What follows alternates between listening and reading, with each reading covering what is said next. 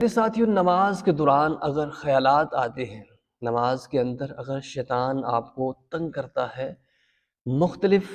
سائڈوں پہ ذہن جاتا ہے، ذہن نماز کے اندر مضبوطی سے نہیں آتا، تو پیارے ساتھیوں، نماز شروع سے کرنے سے پہلے اعوذ باللہ من الشیطان الرجیم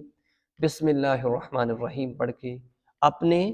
بائیں سائڈ پہ، دائیں نہیں بائیں سائڈ پہ 3 مرتبہ تھو تھو تھو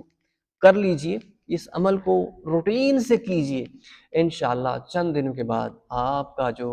ذہن ہے صاف ہوگا، نماز کے اندر آپ کا خشوع و خضوع آئے گا اور شیطان آپ کو تنگ نہیں کرے گا۔ یہ عمل آپ نے ضرور کرنا ہے، انشاءاللہ بہت ہی زیادہ آپ کے لیے فائدہ مند ہوگا۔ تو نماز کرتے وقت جو پڑھ رہے ہیں کوشش کریں